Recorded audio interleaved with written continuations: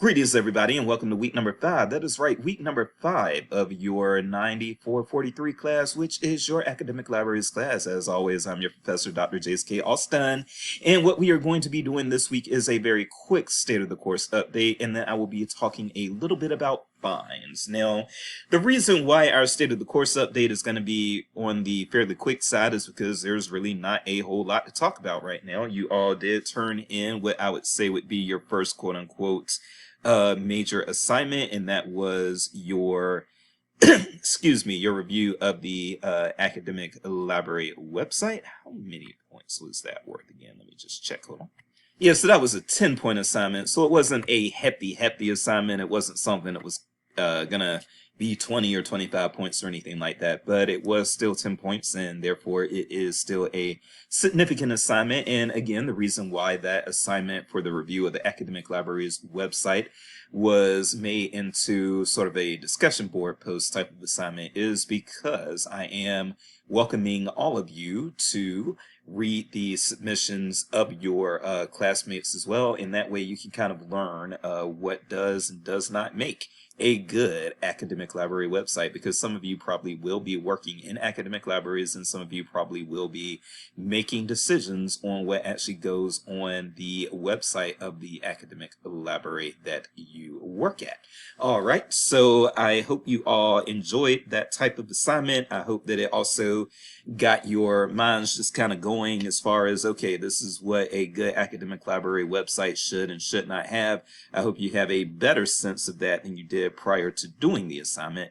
And from there, yes, there really is not anything going on for a little while. We don't have our I think our next essay assignment, which you are going to need to use proper APA for, but our next essay assignment is going to be due on October the 15th. So you've got almost a month before that's due, okay? And between now and then, it is mostly just discussion board prompts.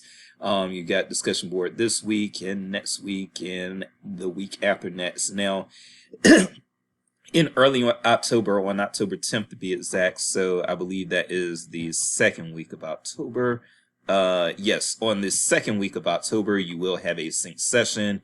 We will be hearing from Julia Pluta at that time, and Julia will be talking to us about law librarianship, which is, I wouldn't say it is a subset of academic librarianship, but I will say that most law libraries are at law schools, which are part of universities, and a lot of law libraries do therefore have to abide by university policy and that sort of thing.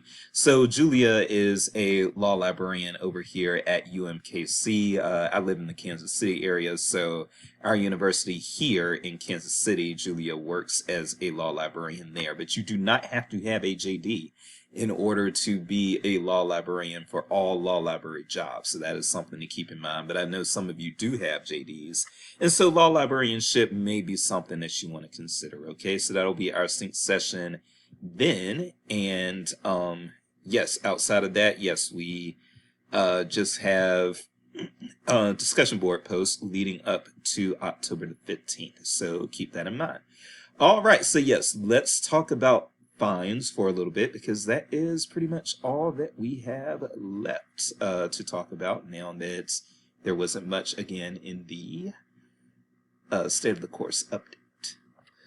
All right, so one thing that again I want to remind you all of is that with these check-in videos, I'm not necessarily going to be talking about the same thing that the modules are speaking of on a particular week, because the module content a lot of times can speak for itself, and I do think that I've got good material selected for the modules, so therefore I think that that does give me some freedom to talk about other things when I do these check-in videos. So that is what I am doing today, is talking about some other things on the check-in videos. And again, this week I am going to talk about fines. So, fines. Just to catch you all up very quickly, I'm sure that for those of you who are my age or around my age or older, I am 40. I was born in 1983. If you're older than me, or if you're probably within my contemporary range, I would say if you're at least 33-ish, 33 and up, then you probably did grow up in a situation where the local public library, wherever you are, probably had fines if you are around my age. Now, for those of you who are younger millennials, I'm what they call a geriatric millennial. For you younger millennials, you Gen Zers out there, um, a lot of you actually may have grown up in settings where libraries had already started doing away with certain fines. But when I was growing up and when my contemporaries were growing up, the older millennials and those older than older millennials, we understand that there was public libraries a lot of times, almost always, for us growing up, had fines, overdue fines. It would usually be very, very small fines, maybe like a nickel a day or a dime a day or something like that. And then if you didn't turn the library book in after a certain amount of time, it might go to collections and they may take you to court or send you some notices to try to recoup either the materials that you had or they might try to get you to replace them with some new materials. Whatever the case may be, for those of you who don't know, and you are in library school to learn, so I'm not expecting you to know this, and a lot of librarians know this, but I'm not expecting you all to know this. But these days, a lot of libraries are actually trying to determine whether or not they are going to continue issuing fines to patrons specifically for overdue materials. And a lot of public libraries have done away with their fines, as have a lot of academic libraries. And so I'm probably going to actually put this link up so that if you want to read through this yourself, that can be a link that's in the announcements for you and everything. But this is kind of I don't want to call it a pilot study, but certainly our numbers of responses, you'll see them over in these areas here. They're not very high. We've got 42, it looks like 42 total respondents coming from 120. I believe this survey was just specifically done in Ohio, okay, or this study was just specifically performed in Ohio. But some of the things that we need to just kind of think about as we determine whether or not we're going to issue fines in the future are whether or not the fines are actually, whether or not they're effective, whether they work. Do fines cause people to bring materials back? And especially in academic libraries, do fines cause students to bring their materials back and bring their materials back in a timely fashion? And there is a lot of literature out there. I'm not going to belabor and do the literature review myself, but you all can do a literature search for yourselves if you want.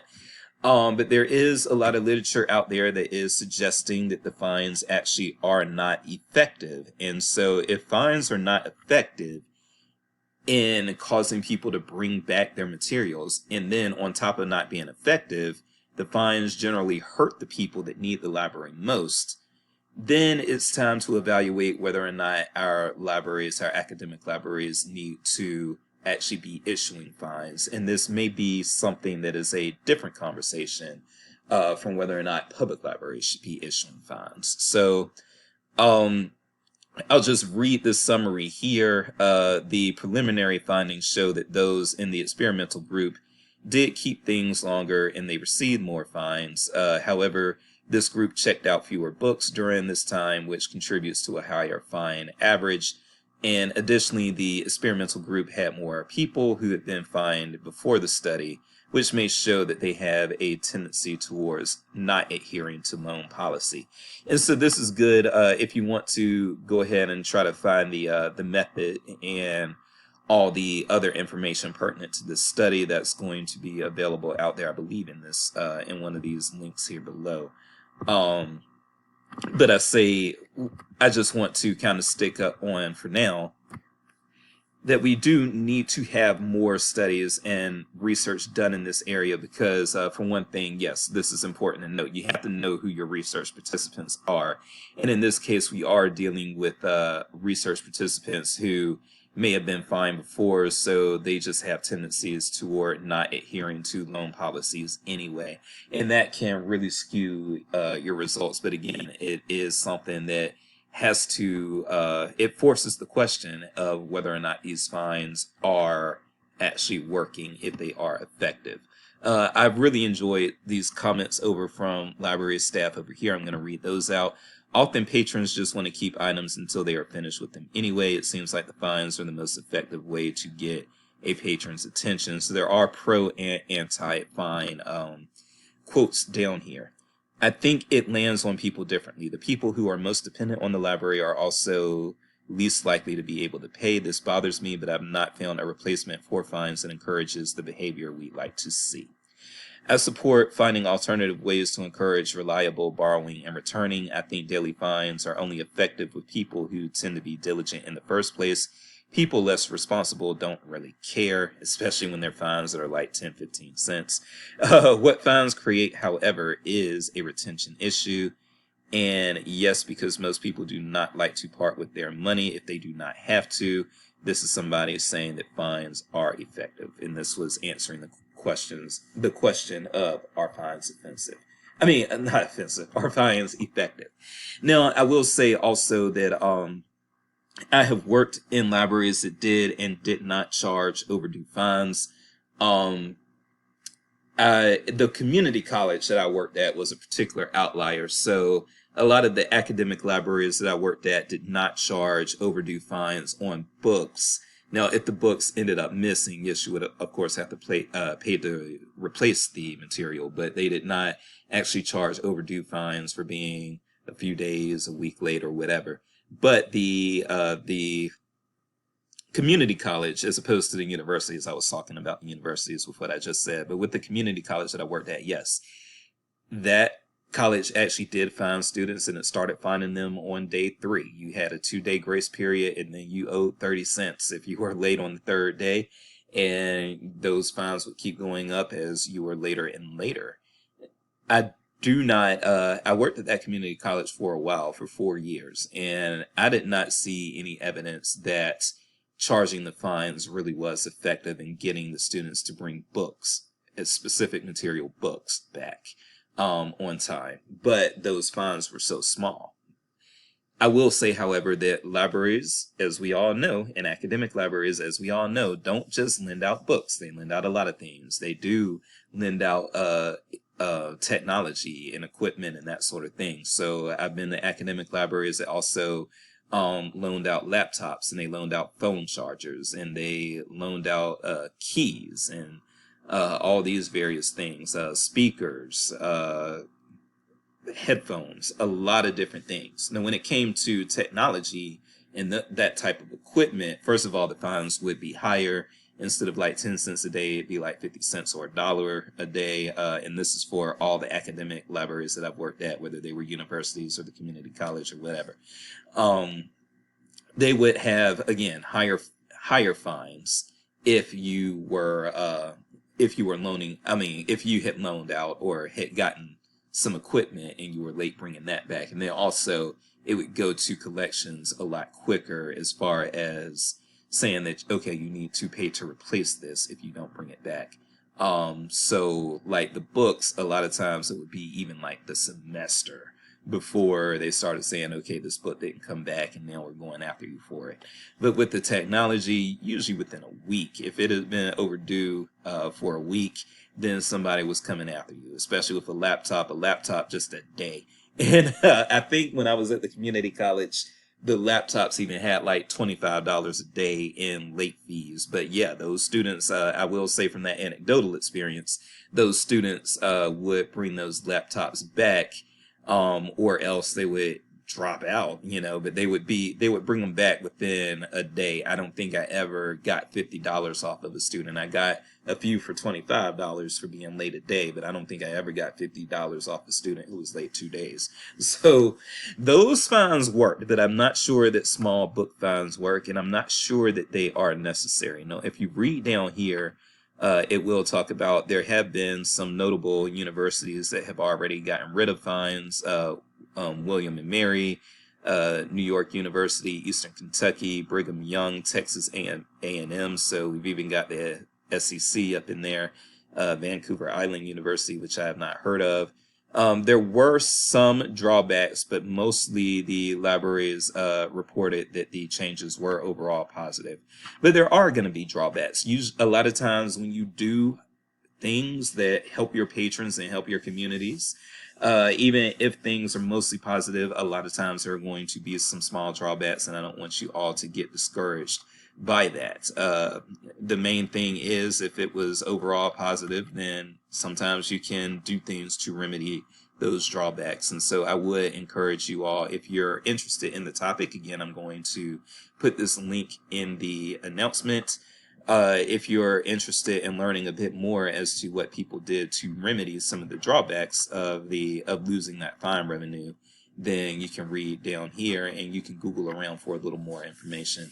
But again, what I'll say for sharing some personal experiences, again, I feel that when you have big fines for technology, that can be a deterrent, but I'm not sure how much small fines for books are a deterrent for not keeping the book a little later. Now, replacement fees can be a deterrent, but that's a whole different ball game between having to pay several dollars or even more to replace a book, as opposed to just having to pay like 50 cents to bring back a book that you brought back a week late. Okay, so yeah, it's up to every individual library, I think, to determine whether or not they're going to charge fines, how much they're going to charge, and just what other policies related to fines they are going to implement. But I will say that one thing that this is kind of backing up my assertions that I always make, that you have to know the community that you serve. I do think that charging those overdue fines at the community college, where students might be a little less, I don't want to stereotype community college students, but I will say that some of these community college students didn't come from the same stable backgrounds that a lot of my university students came from.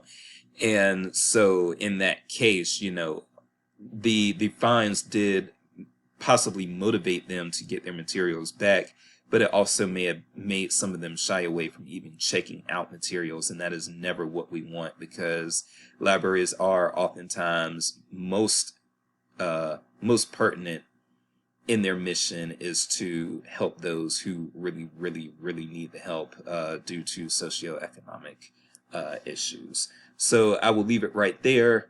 But I did want to just bring all of that to your attention to let you know that fines are something that you have to actually think of and wrap your mind around and consider as you are making policy decisions at your library. But it's also not something that you are going to see discussed a lot in academic libraries, textbooks, and library schools. So it was something that I felt I could bring up, not in the textbook, but in the check-in video. So that'll do it for me at this time. I am Dr. Jason. I feel that we're going at a great pace, so let's keep it up, and I will see you all next week. Thank you. Bye-bye.